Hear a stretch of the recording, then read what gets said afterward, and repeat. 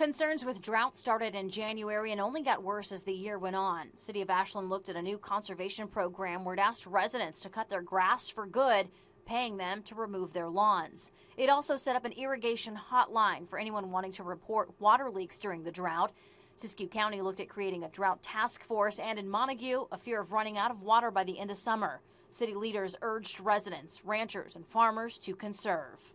In July, California State Water Board said people could face fines up to $500 for wasting water for things like landscaping, car washing, and watering lawns.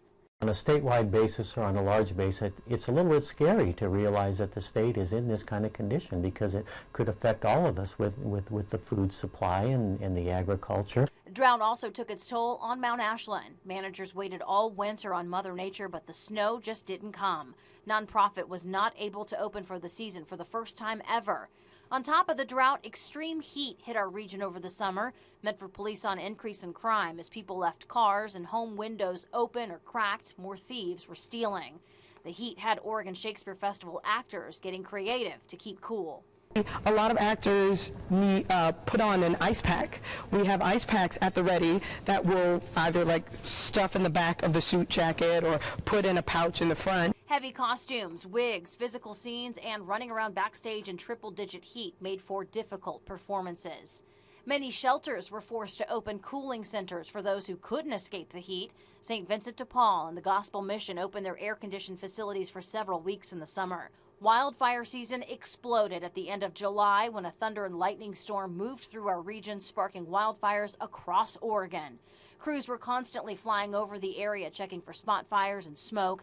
Firefighters battled several fires over the course of several weeks, including the Beaver Complex fire, which burned more than 32,000 acres in the Klamath National Forest. In August, Rogue River Dry Fire was the #1 priority for the Oregon Department of Forestry. Several residents were told to stand by in case they needed to evacuate. That fire burned about 500 acres. In September, Onion Mountain Fire near Grants Pass threatened homes and had residents on standby. Flames burned about 4,100 acres. In Northern California, the Happy Camp Complex and July Complex fires burned for weeks, leaving much of Northern California in a thick haze of smoke. 8 structures were damaged or destroyed in the Happy Camp Complex. There were mandatory evacuations for several areas. This fire burned a total of 134,005 acres. July Complex burned more than 50,000 acres. As fire season started to calm down, devastation in the town of Weed, California. The Bowles Fire ripped through the town, threatening the communities of Carrick and Lake Shastina, and destroyed or damaged more than 200 buildings, including homes and most of the town. I don't think it's really set in that everything's gone yet. Thousands of people evacuated, including schools and businesses, and residents say they were literally running from their homes. Viewers sent in pictures and video and posted the destruction on social media. An aerial look at the aftermath. Entire streets were leveled by the flames, homes and businesses charred.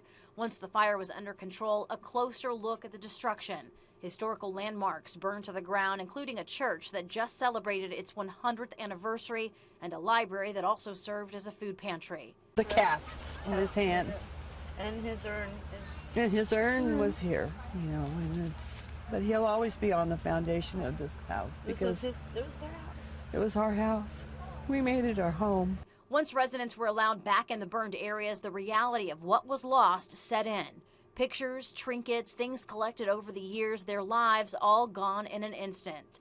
Donations poured in from across the country, food, clothes, supplies for people just to get by day by day. Today, the people of Weed are slowly cleaning up and rebuilding their homes and lives.